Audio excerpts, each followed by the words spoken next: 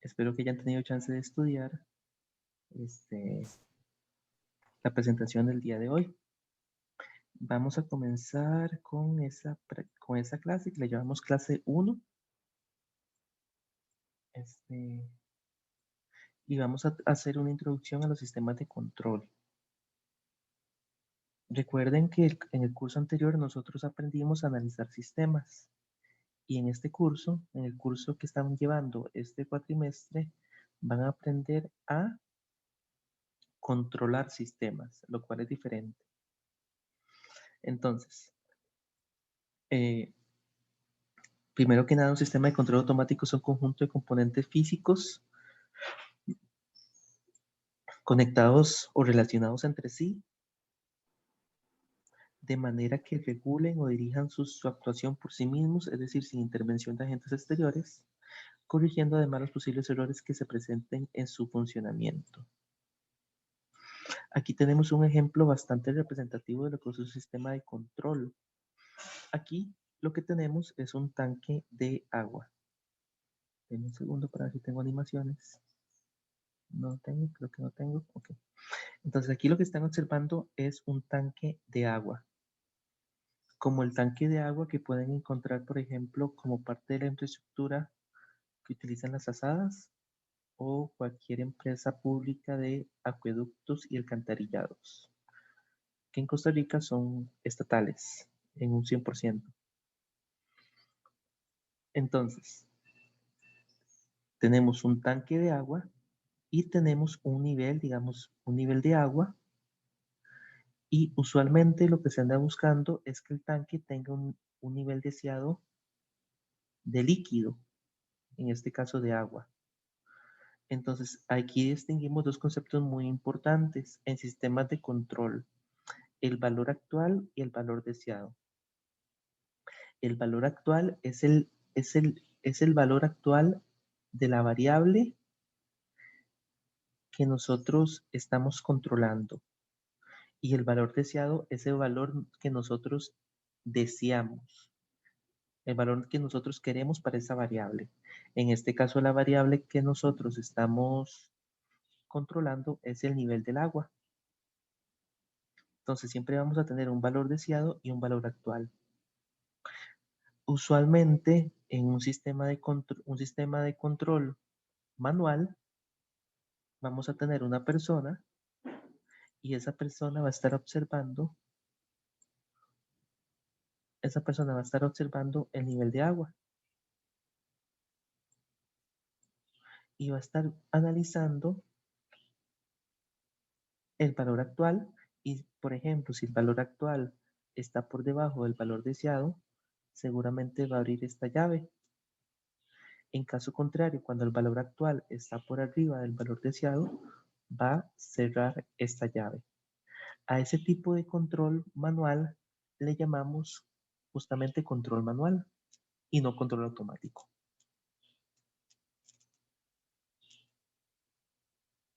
Entonces, vean el concepto del control automático. Tenemos un sistema, en este caso es un tanque de agua. El tanque de agua presenta lo que se denominan perturbaciones. En este caso, en este ejemplo en particular, las perturbaciones son dos fugas de agua.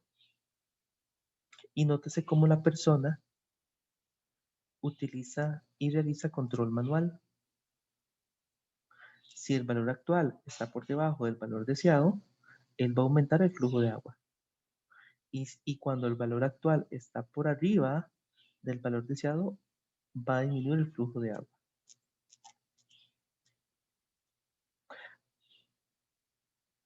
Entonces, a este tipo de control le vamos a llamar control manual. Y durante muchos siglos, durante miles de años, el ser humano realizó únicamente control manual. ¿Alguna pregunta hasta acá?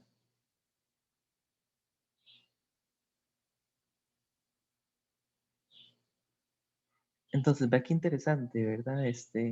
Seguramente nosotros hemos realizado control de procesos durante nuestras vidas. Por ejemplo, cuando estamos cocinando un huevo, nosotros estamos observando la apariencia del huevo para determinar si la temperatura es alta o baja. Seguramente en este caso en particular, que utilizamos una estufa, seguramente nosotros, digamos, con la perilla, controlamos la temperatura. Eso es un control manual que realiza una persona, digamos un sujeto, o una mujer, un hombre, un ser humano, para tener un valor deseado de temperatura. Veamos una pequeña reseña histórica del control automático.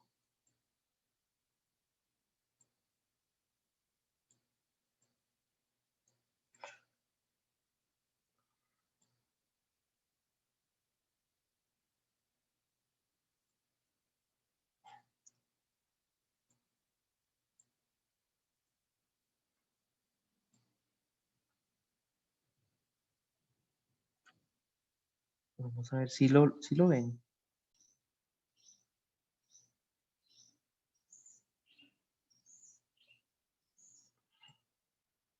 Lo escuchan y lo ven. Sí, profe, ahí se ve.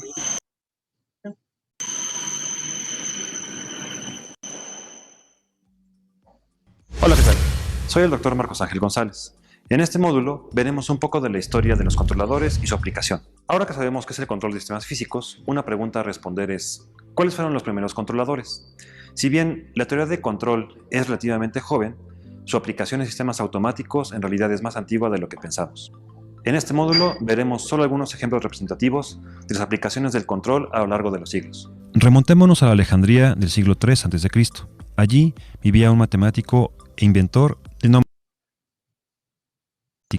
cuya contribución al conocimiento de la humanidad está solo un poco más abajo que la de Arquímedes. ¿Cómo le hacían en ese entonces para medir el paso del tiempo? Sabemos que, en el día, se empleaban relojes de sol, pero ¿cómo lo hacían de noche? Una solución fueron los relojes de agua, que son mecanismos para medir el tiempo mediante el flujo regulado de un líquido hacia o desde un recipiente graduado. Y tal vez la solución más simple sea un recipiente con un agujero que permita medir el tiempo conforme el contenido comienza a vaciarse. Aunque esto podría verse como un sistema de control en lazo abierto, muy simple, en realidad hubo soluciones mucho más complejas y precisas. Así, entre los logros más notables de Ctesibio está un reloj de agua, también conocido como clepsidra. Esta es una representación del siglo XIX de la clepsidra. La manecilla del reloj sube mientras el flujo de agua llena un contenedor. Al mismo tiempo, una serie de engranes hacen rotar a un cilindro que indica la hora correspondiente. Un contemporáneo de Ctesibio fue el escritor griego Filón de Bizancio, que, entre otras cosas, llegó a escribir sobre mecánica. Ideó un dispositivo que de manera automática regula el nivel de aceite de una lámpara. Como podemos ver, este ingenioso dispositivo consta de dos recipientes que se comunican. El de arriba tiene dos tubos que vacían el aceite en el recipiente de abajo. Es en este recipiente donde se encuentra la llama que consume el aceite y está conectado al recipiente de arriba por medio de otro tubo. Así, el aceite cae hasta que se compensa la presión que sufre el aire en el recipiente de arriba y deja de salir aceite. Además de los griegos, en otras partes del mundo también ha habido gente con mucha inventiva y mucho antes. Es algo bien conocido que el ingenio chino es tan milenario como su cultura. Por ejemplo, crearon un carruaje de dos ruedas, con un mecanismo tan ingenioso que, sin importar la dirección que tomase la carroza, el dedo de una figura humana apuntaba siempre hacia el sur, incluso sobre terrenos irregulares. Ahora brinquemos al siglo XIV de nuestra era, donde la ciudad de Padua era uno de los centros artísticos de Italia. Allí se encuentra Giovanni Dondi, maestro relojero y médico.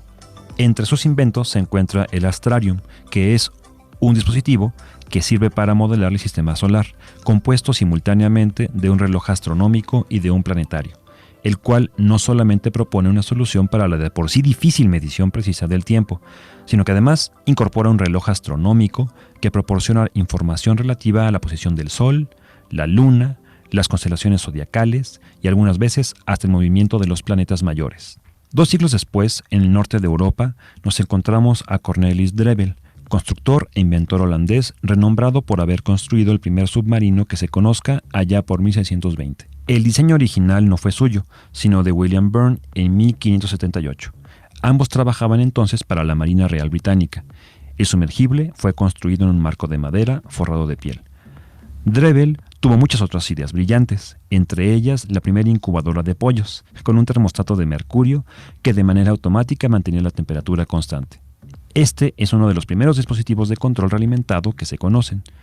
Y también construyó un sistema de aire acondicionado y se le adjudica la invención del primer termómetro funcional. Algunos años más tarde hace su aparición Robert Hooke, filósofo y científico inglés, contemporáneo de Newton, que le disputó la paternidad de la ley de la gravitación universal, y que es conocido porque la ley sobre la elasticidad de los resortes lleva su nombre. En 1674, Hooke inventó un mecanismo para rotar telescopios a velocidad constante, lo que mejoró la precisión en las observaciones astronómicas. Por esas mismas fechas, en Francia estaba Denis Papin, físico e inventor francés, muy conocido por sus trabajos sobre el empleo del poder del vapor. Alrededor de 1681 inventó la olla a presión, que hoy en día nos es muy familiar. La llamó digestor a vapor y la hizo como un intento de reducir el tiempo de cocción de la comida, la primer olla express de la historia. La clave del invento es una válvula de seguridad para regular la presión del vapor. Entre 1705 y 1707 empleó su válvula de seguridad para la creación de una máquina de vapor.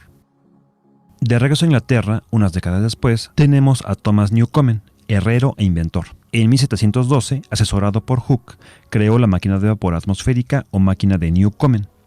En esta máquina, el movimiento de vaivén creado era aprovechado para accionar una bomba, que generalmente se empleaba para extraer el agua de las minas. Sin embargo, una gran desventaja era que el calentar y enfriar continuamente el depósito invariablemente provocaba roturas en el mismo. Hemos visto un molino de viento, ¿no? Antes, en ninguno de ellos se variaba la orientación de las aspas, por lo que si el viento no incidía de frente a ellas, no se extraía mucha energía. Para mejorarlos, en 1745, Edmund Lee, también en Inglaterra, inventó la cola de molino, lo que creó los primeros molinos de viento automáticos. Con esta, cuando el viento cambia de dirección y golpea las paletas de la cola, estas generan una rotación que alinea las aspas con la nueva dirección del viento, mejorando el desempeño del molino. En 1758, nuevamente en el Reino Unido, el británico James Brindley patenta una válvula accionada por un flotador en un calentador de vapor. Este regulador se empleaba en una máquina de vapor para bombear agua. En Rusia también había muchos inventores muy activos. Por esas fechas, Iván Ivanovich Polsunov ideó una máquina de vapor de 32 caballos de fuerza para el bombeo de aire en una fundidora de acero. La característica principal de este ingenio era un flotador que regulaba el nivel de agua y que por primera vez se empleaba no uno, sino 2 cilindros. Un par de décadas después, James Watt, inventor escocés, emplea un regulador centrífugo para controlar la velocidad de una máquina de vapor. No dejemos fuera a Alemania de estos desarrollos. Joseph von Fraunhofer fue un astrónomo, óptico y físico alemán, quien en 1824 construyó un gran telescopio refractor en el observatorio de Dorpat, en Estonia, hoy observatorio de Tartu, cuya principal característica es que era capaz de moverse de manera síncrona con la Tierra, movido por un mecanismo de reloj y controlado por un regulador centrífugo, que hacía uso de la fricción para oponerse al movimiento del regulador. Ahora, en Francia, Léon Foucault ideó el famoso péndulo que lleva su nombre y mejoró la medición de la velocidad de la luz. Pero para la historia del control, que es la que nos incumbe, la contribución más importante de Foucault fue inventar el giróscopo o giroscopio, el cual es un dispositivo mecánico que sirve para medir, mantener o cambiar la orientación en el espacio de algún aparato o vehículo. El apellido Otis lo podemos leer con cierta frecuencia cuando abordamos un elevador. Viajemos ahora a los Estados Unidos de América. Elisha Otis fue un inventor estadounidense que diseñó un dispositivo de seguridad para ascensores. La historia del elevador se remonta a la antigua Grecia, donde Arquímedes desarrolló dispositivos para elevar pesos con cuerdas y poleas. Y también hay registros de la Edad Media que muestran a montacargas levantando hombres y materiales. Incluso, Luis XV de Francia mandó instalar un ascensor para su uso personal en 1743. Ya para 1850, elevadores hidráulicos y de vapor estaban en uso, pero solo con el invento de Otis este fue seguro para el uso de pasajeros. Nikola Tesla, estadounidense de origen serbio, fue un inventor, ingeniero, mecánico y eléctrico, sin duda uno de los mayores genios de la historia.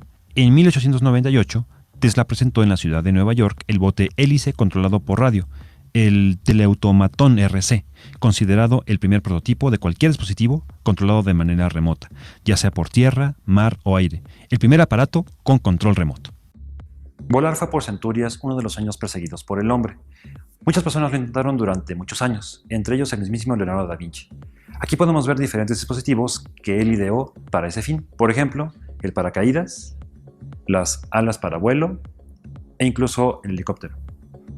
Los hermanos Wright estuvieron entre ellos. Fueron los que crearon la primera máquina voladora a motor construida. Aunque otros lo intentaron antes, la clave del éxito de estos hermanos estuvo en el alabeo de las alas, es decir, en deformarlas momentáneamente para compensar el efecto de la fuerza centrípeta durante un viraje. Más importante aún es que los hermanos Wright entendieron el compromiso entre controlabilidad y estabilidad. Al introducir un operario, cerraron el lazo de control, facilitando de esta forma el vuelo. Hasta ahora hemos visto desarrollos hechos por inventores, en los cuales los mecanismos de control han sido desarrollados a partir de maquetas, dibujos, bosquejos y, en buena parte, con prueba y error. Generalmente, eso es una buena práctica y nos permite obtener mecanismos maravillosos que tienen ciertas aplicaciones. Es más, en esos días es muy común emplear bocetos y maquetas para obtener prototipos como los que vemos aquí. Sin embargo, esta forma de trabajo tiene también sus inconvenientes. Por ejemplo, hay que hacer bosquejos, muchos bosquejos. Además, cualquier cambio en el diseño del sistema implicará costos porque tendremos que hacer cambios en la propia maqueta. Los sistemas de hoy en día son mucho más complejos y requieren de muchos más elementos para funcionar. Entonces, ¿qué hizo la gente para conocer el comportamiento de los sistemas y para diseñar sistemas de control sin tener que enfrentarse a estos inconvenientes?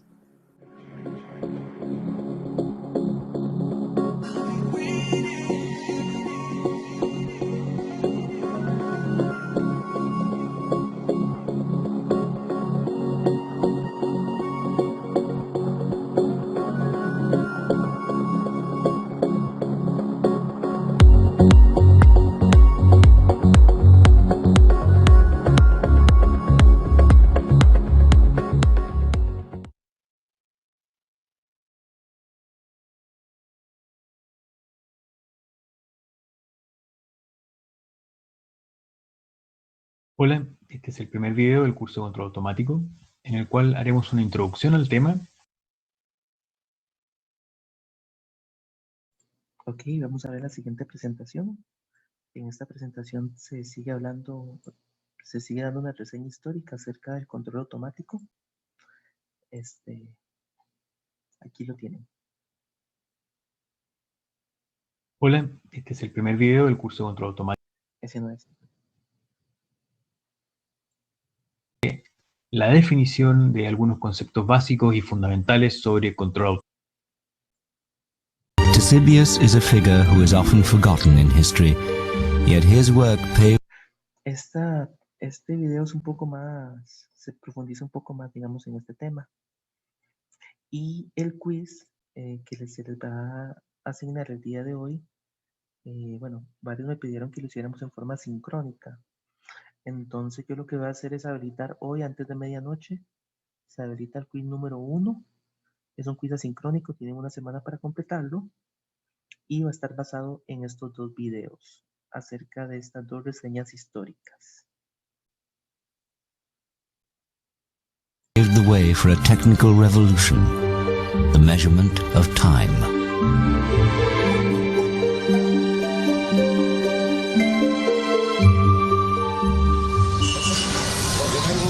Yet Ctesibius came from humble beginnings. He was the son of a simple barber. As a young man, he had worked in his father's barber shop in Alexandria, inventing gadgets such as adjustable mirrors. And here he was surrounded by the constant dripping of water, which would inspire his great invention. Ctesibius knew that for thousands of years the Egyptians had used ordinary water timers to mark the hours of the day. The famous Karnak water clock is one example. Despite the intricate hieroglyphics, strange symbols and images of gods and animals, it's a simple device, as this reproduction shows. It was filled to the top with water, and as it drained out through a spout at the bottom, the time could be read as the level dropped.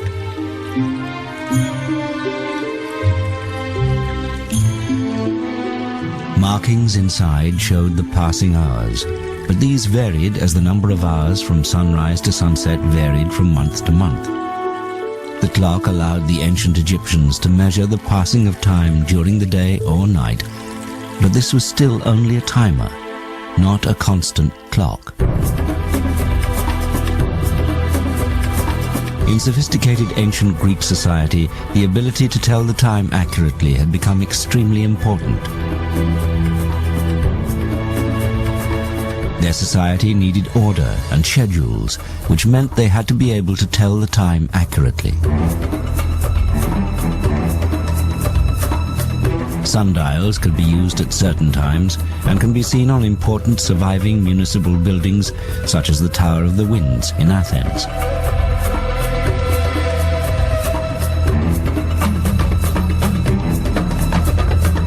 But when the sun went behind a cloud or night fell, how would they know what time it was then? The first Greek solution to this age-old dilemma was their own water timer called a clepsydra, or water thief. The clepsydra was a very elegant device for measuring periods of time. You might, for example, want to give equal amounts of time to lawyers in a courtroom or speakers in a political assembly. It worked very simply. You filled a large vessel with water, and when you were ready to start timing, you simply took the bung out of the bottom, and the water ran slowly out of the vessel. Lawyers in minor legal cases may have been allowed the time it takes one clepsydra to empty to give their arguments. However, for a serious case like a murder, a whole row may have been needed to allow more time for evidence. But when all the water was gone, your time was up. It's the origin of the phrase, running out of time, as that is quite literally what happened. For breaks or overnight, however, a bung could be put in, effectively pausing the session. The clepsydra had one significant limitation. It's a timer, not a clock. The problem is that when the vessel is full, the water gushes out the bottom. But as the water level drops, so the pressure reduces, finally to a dribble. The ancient Greeks made their clepsydrae more and more ornate, but they still had the same problem. The fact the water ran more quickly at the beginning than at the end. They created graduated scales to compensate for this, but they could not make them run at a constant speed. Ctesibius, however, saw the solution. He realized that if the vessel was always full, then the water pressure out would always be the same.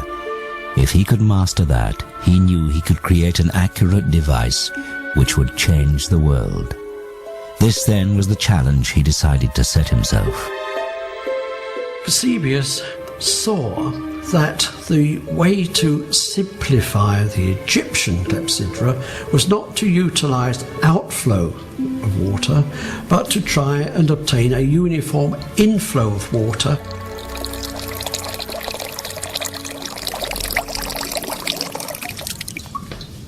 Dr. Alan Mills, a research fellow from the University of Leicester, has used classical references to Ctesibius's work to build a replica of one of his earliest water clocks.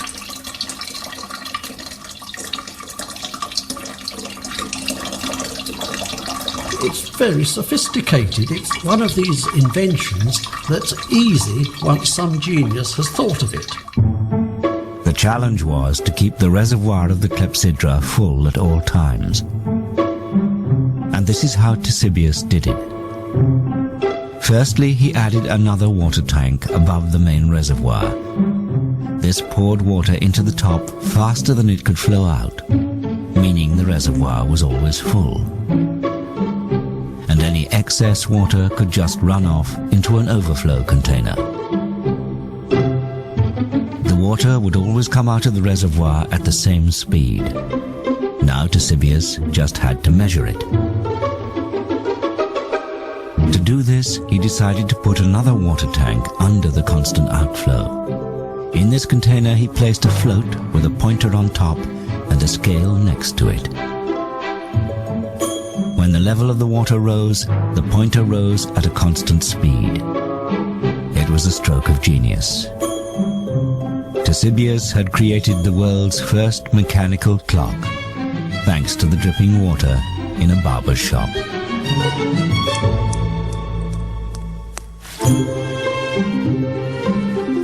He had harnessed the power of water and, in the process, he had become the master of time. But measuring hours and minutes was only the start. What else could this unique water clock do? The answer to that was kept here in the great library of Alexandria. Anyone in the ancient world wanting to understand time could come here and read Ctesibius's books, which described the wonderful machines he was now building and the whole new subject he had invented, hydraulics. Before long, his clocks were not just dripping taps, but ornate machines decorated with gilded figures of gods and animals. And their workings were yet more elaborate too. He devised a complex scale for the hours, shown here in white for the day and blue for the night. One cherub holds a vase from which drips the constant supply of water, whilst another travels up the scale holding the pointer that indicates the hour of the day or night.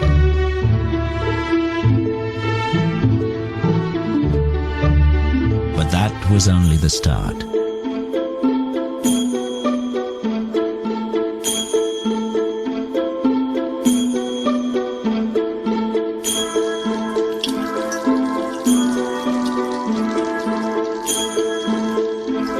He even used water to sound a whistle and make a model owl move.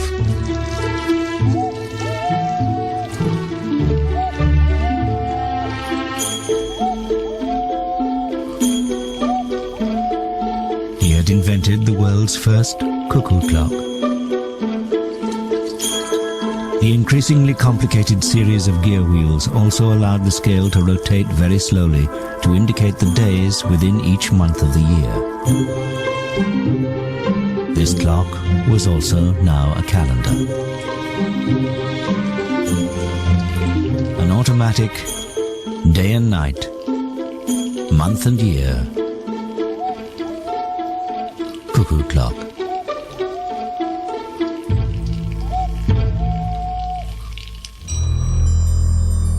Archimedes was clearly fascinated by Ctesibius's creations. He studied his clocks and used his own genius for invention to continue the work. In an Arabic translation of Archimedes' work dating back over 1,000 years, we can see a tantalizing glimpse of his additions to a Ctesibius water clock.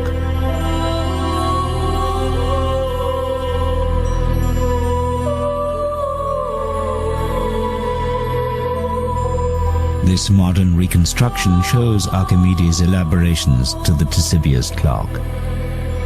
He added a bird who dropped small stones onto a bell, making the clock chime on the hour.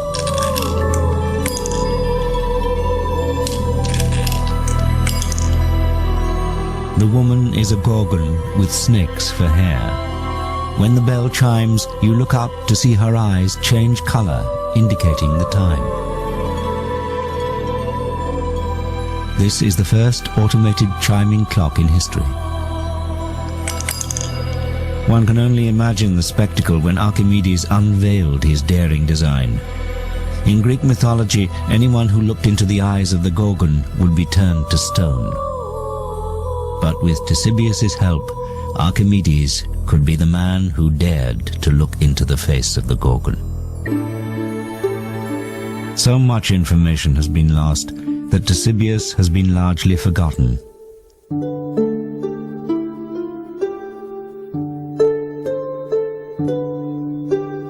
However, there is one legacy of his work, one clue, which is still standing.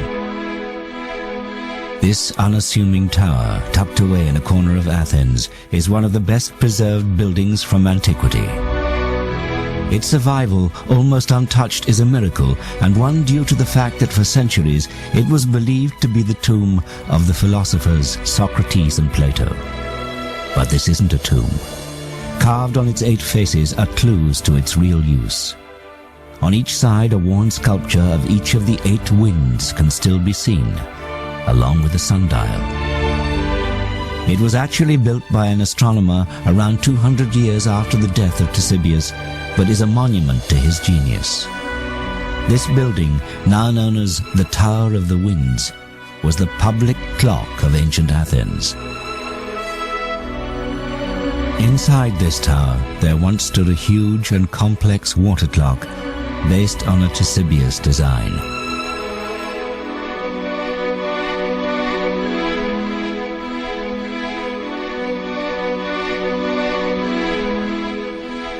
This clock was fed by a constant stream of water which ran from a spring on the Acropolis, from which the whole population of Athens could tell the time.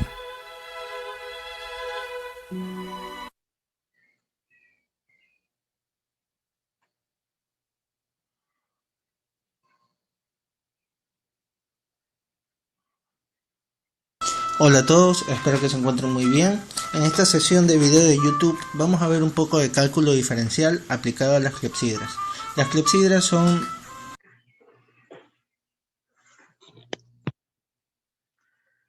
Ok, lo interesante y uno de los aspectos interesantes de los primeros esfuerzos por realizar control automático es que muchos de ellos fueron enfocados en realizar relojes más precisos. Y bueno, aquí tenemos un ejemplo, digamos, de lo que fue el diseño de un reloj. Teníamos por acá un depósito de agua. Aquí tenemos un depósito regulador. Y por acá teníamos un vaso de medida. Entonces, conforme se iba llenando este vaso, se iba marcando el tiempo. Como ustedes pudieron ver en el video, no es posible, digamos, hacerlo con un solo... Digamos, este depósito tiene que mantener un nivel constante. ¿Por qué? Porque si está muy lleno, digamos, cuando está más lleno, lo que va a pasar es que las gotas van a salir con mayor rapidez. Entonces, para hacer que las gotas salieran con una rapidez constante, se anda buscando que esta altura aquí sea constante. Y eso se logra con este flotador y este depósito.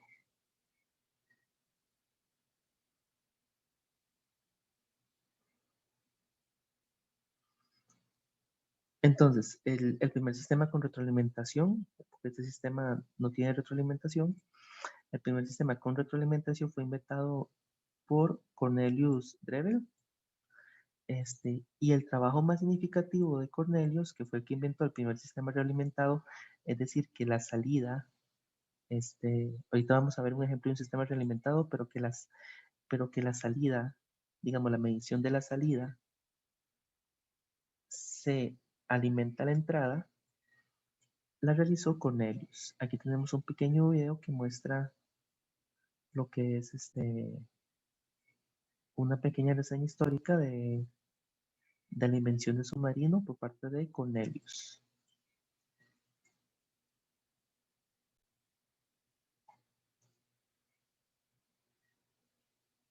At DigitalOcean, we know that building, deploying, and managing your apps takes a lot more than just treading water.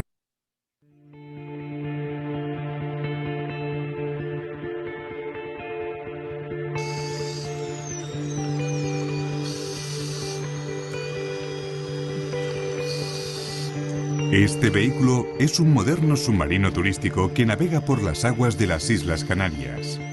Aunque separados por más de 150 años de historia, tiene mucho en común con los dos Ictíneo, los submarinos inventados por Narcís Monturiol. Para conmemorar los 150 años de la construcción del Ictíneo, en el Museo Marítimo de Barcelona se hizo una exposición dedicada al insigne inventor catalán. Durante muchos siglos el mar ha generado terror y fascinación, pero siempre ha habido osados que se han querido sumergir en él. Antiguamente, los monstruos marinos ocuparon un lugar importante en la imaginación de la gente.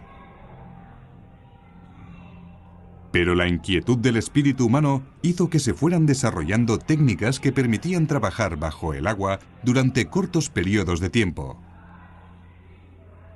Así, aparecieron los primitivos equipos de buzo y extraños artilugios que a menudo acababan produciendo la muerte de sus ocupantes.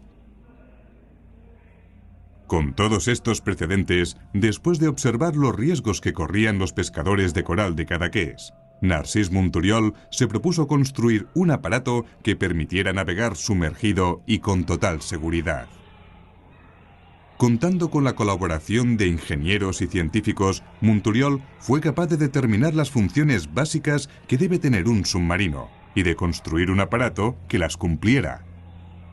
Era un reto extraordinario. Del esfuerzo de todo el equipo, en 1858 nació el Ictíneo y posteriormente, en 1864, el Ictíneo II. Los avances técnicos y las innovaciones que incorporaba el Ictíneo II eran de gran importancia para su época. Uno de los más destacados fue la introducción de la máquina de vapor para mover la hélice y que la nave se desplazara. El submarino llevaba dos máquinas de vapor, una de 6 caballos que solo permitía navegar por la superficie del mar, puesto que el vapor se producía por la combustión de carbón, lo que generaba dióxido de carbono, el cual tenía que ser evacuado al exterior. El otro motor era de 2 caballos. Servía para navegar en inmersión, ya que el vapor se conseguía mediante reacciones químicas que permitían hacer hervir el agua de la caldera y que además desprendían oxígeno, el cual podía ser respirado. De esta manera la nave podía estar mucho tiempo sumergida. Esta era la mejor tecnología que Monturiol podía utilizar en su nave. Varios años después del desarrollo del Ictíneo II, se inventaron las máquinas eléctricas de gran potencia y los motores de combustión interna. Años más tarde, en 1888, Isaac Peral presentó su submarino, en el que tuvo en cuenta los estudios de Monturiol.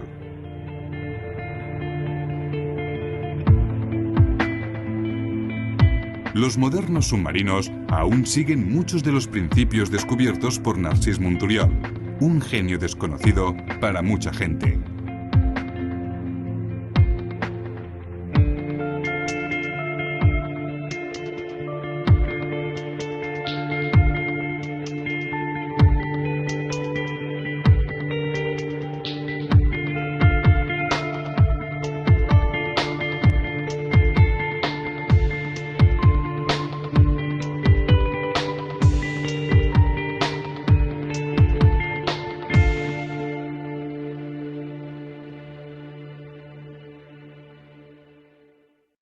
Desde las 3 de la mañana.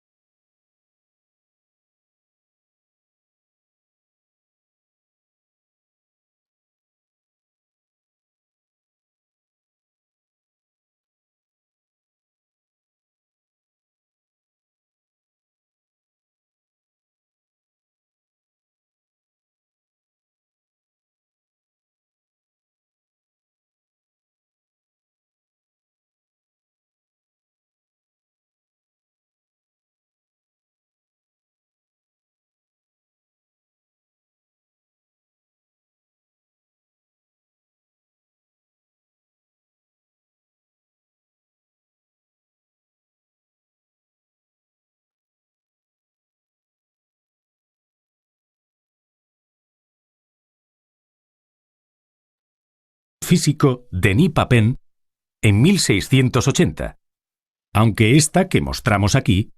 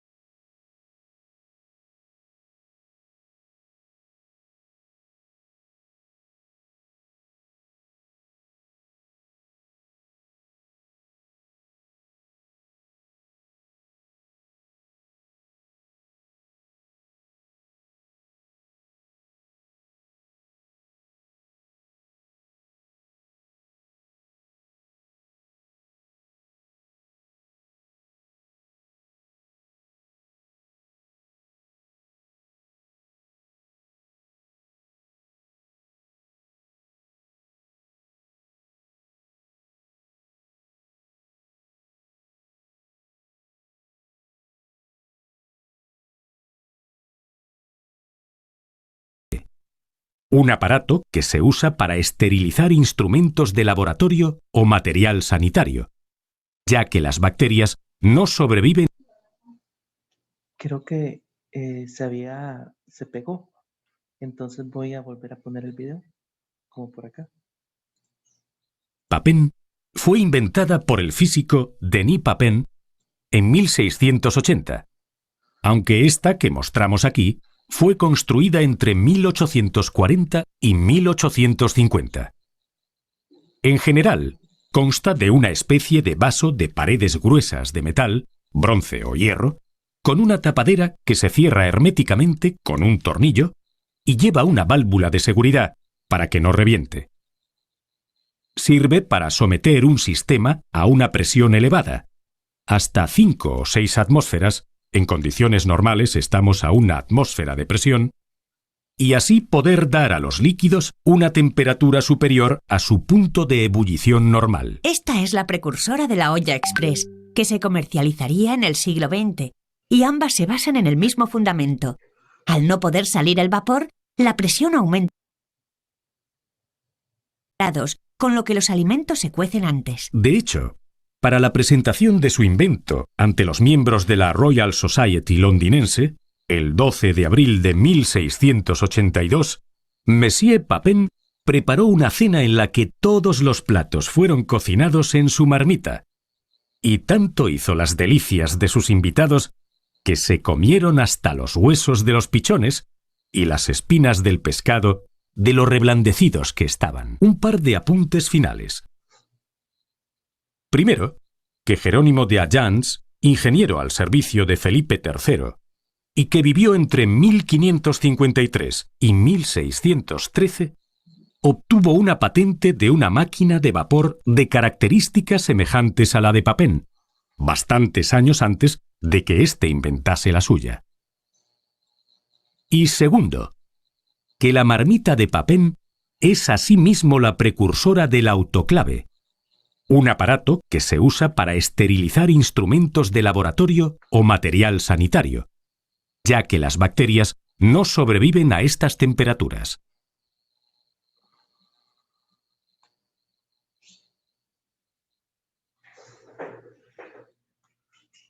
Introducing